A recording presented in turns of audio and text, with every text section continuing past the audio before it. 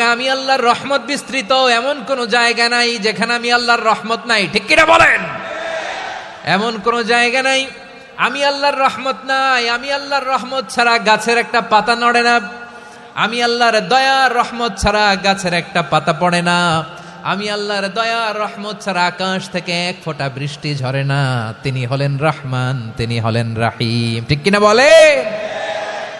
আল্লাহরে চিনতেছেন? আলোচনার বিষয় কি? আসুন আমাদের রবকে চিনি। তিনি হলেন আর রহমান, তিনি হলেন আর রাহিম। তার দয়ার কোনো শেষ নাই, তার মায়ার কোনো শেষ নাই। বনি ইসরাইলের এক লোক 500 বছর আল্লাহর ইবাদত করেছে। কয় বছর? কোথায় জানেন? সাগরের মাঝখানে এক পাহাড়। ওই পাহাড়ের উপরে বসে 500 বছর টানা আল্লাহর ইবাদত। দিনে আর রাতে একবার করে নিচে নামতেন। সেখানে আল্লাহ তাআলা পাথরের ভেতর থেকে তার জন্য মিঠা পানির ব্যবস্থা করে দিয়েছেন, আর একটা ডালিম গাছের ব্যবস্থা করে দিয়েছেন। সকালে নামলে একটা টসটসে ডালিম, রাতে নামলে টসটসে ডালিম।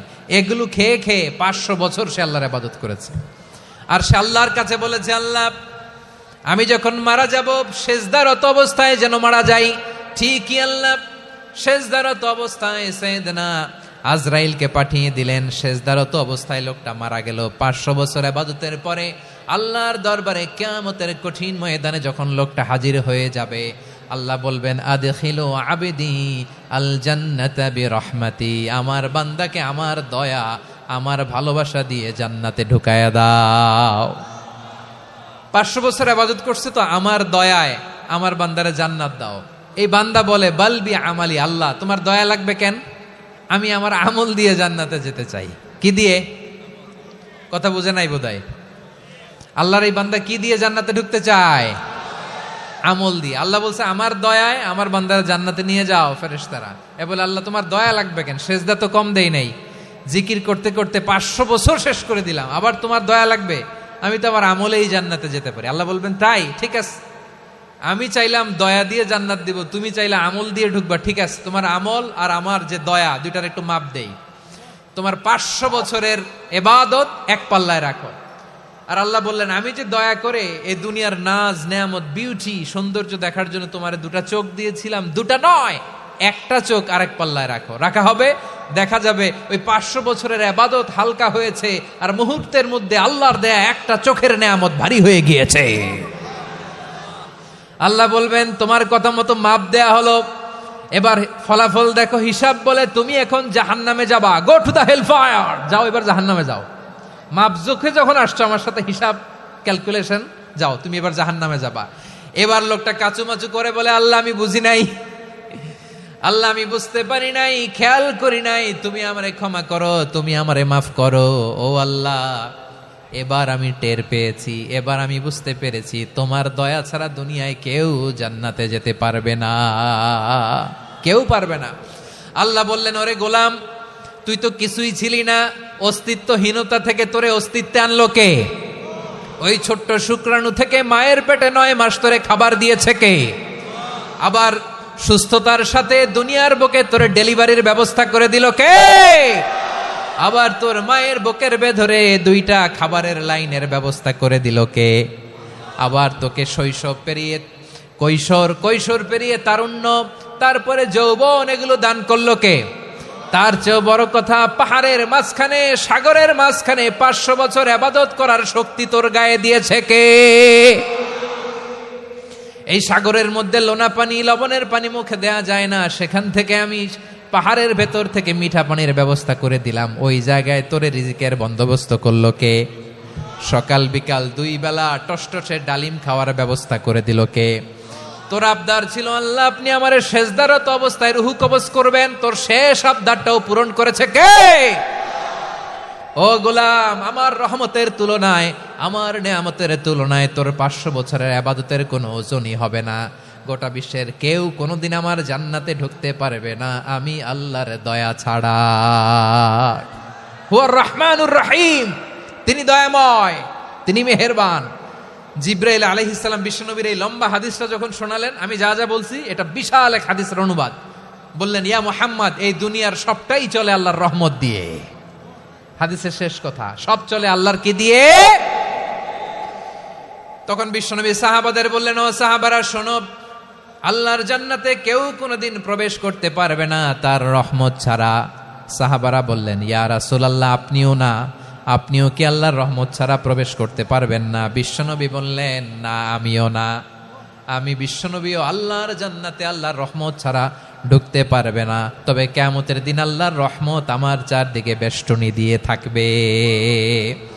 আল্লাহ নিজের পরিচয় দিয়ে বললেন, আলিমুল গায়বি ওয়াশ শাহাদাতি হুয়ার রহমানুর রহিম। আমি হলাম রহমান, আমি রাহিম। আল্লাহরে চিনছেন? ওবারখালীর ভাইয়েরা, আপনার রবকে চিনতে পারতেছেন? তিনি দয়ার সাগর, তিনি মায়ার সাগর। তার দয়ার সাগর যে কত বড় আপনার কল্পনাতেও নাই। এজন্য আপনার পাপ যত বড় হোক, অন্যায় যত বড় হোক, অপরাধ যত বড় হোক, আপনার জুলুম যত বড় হোক, আল্লাহর রহমান নামের দরিয়া তার চাইতেও বড়। আল্লাহ বললেন, খুলিয়া ইবাদিয়াল্লাযীনা আসরাফু আলা আনফুসিহিম লা তাকনাতু মির রাহমাতিল্লাহ ইন্নাল্লাহা ইয়াগফিরুয যুনুবা জামিআ ইন্নাহু হুয়াল গফুরুর রহিম। ও আমার গুনাহগার বান্দারা, শোনো, জুলুম করেছো, ভুল করেছো, অন্যায় করেছো, আল্লাহর রহমত থেকে নিরাশ হয়ো না। আমরা বিশ্বাসীরা কশিনকালেও আল্লাহর রহমত থেকে নিরাশ হব না।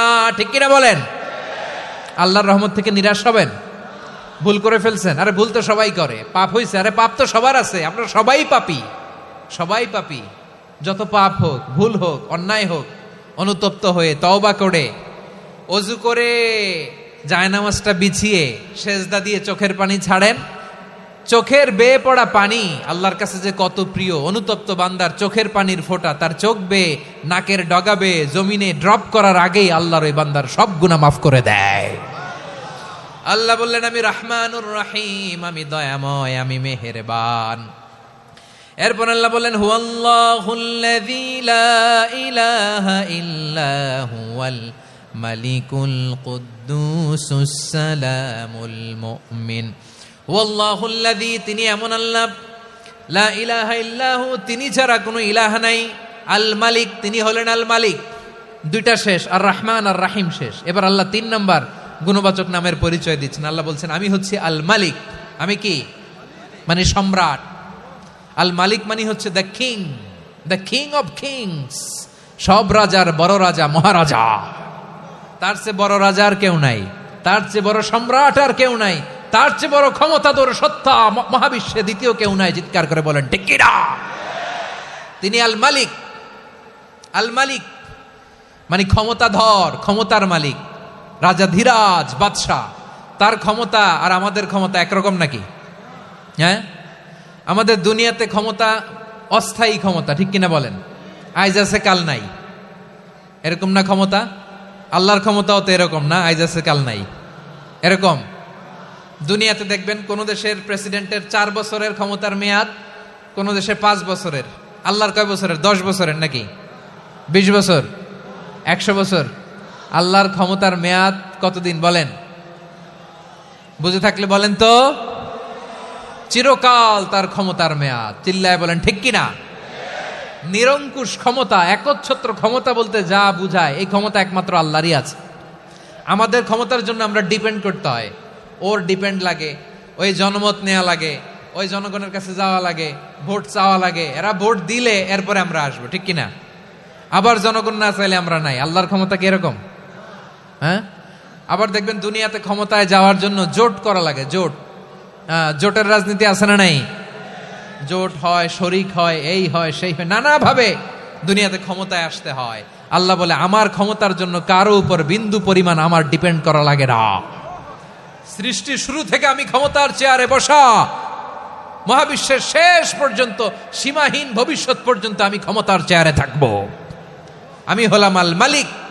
আমার ক্ষমতার কোনো কমতি নাই, কোনো ঘাটতি নাই। কেউ আমার ক্ষমতা থেকে নামাতে পারবে না। পারা যাবে? এই যে আমরা ফ্যাসিস্ট সরকারের যে আপনারা নামাই দিছেন গণ অভ্যুত্থান করে, মনে আছে? 5ই আগস্টের কথা ভুলে গেছেন এত তাড়াতাড়ি? মনে আছে? আছে। তা আমরা সবাই মিলে যদি একটা গণ অভ্যুত্থান করি, তাইলেই তো আল্লাহর ক্ষমতার চেয়ার থেকে নামায় ফেলানো যায়। হ্যাঁ, যাবে না? পারবো না আমরা? কি বলে, পারা যাবে না? আচ্ছা, আমরা না হয় পারলাম না, জিন জাতি যদি আমাদের সাথে জয়েন করে, ম্যানকাইন্ডের সাথে জিনকাইন্ড, ইফ দে জয়েন আস, সবাই মিলে একটা গণ অভ্যুত্থান, রেভলিউশন, ডেমনস্ট্রেশন, প্রোটেস্ট, সবাই মিলে যদি একটা অভ্যুত্থান করি, তাইলেই তো আল্লাহর ক্ষমতা শেষ। আওয়াজ করে বলেন, তাইলেই কি আল্লাহর ক্ষমতা শেষ হবে? এই যে বারোয়াখালীর ভাইয়েরা, এদিকে কি হচ্ছে আমি তো দেখতে পাচ্ছি, এরকম হলো কেন? তোমরা খালি বোতল ছুড়লা কেন দু একজনের উপরে? হ্যাঁ, আমার দিকে তাকাও। প্রিয় ভাইয়েরা, শান্ত হন, আমার দিকে তাকান, আর অল্প কয়েক মিনিট আমার দিকে তাকান। কেউ কিছু ছুঁড়ে মারবেন না কারো দিকে, মেহরবানি করে আমার দিকে তাকান। তাহলে আমরা সবাই মিলে একটা গণ অভ্যুত্থান যদি করি, আল্লাহর ক্ষমতা থেকে নামানো যাবে। আল্লাহ বলেন না, আমি হলাম আল মালিক, আসল ক্ষমতার মালিক, the king of kings, the owner of ultimate power, the owner of ultimate authority.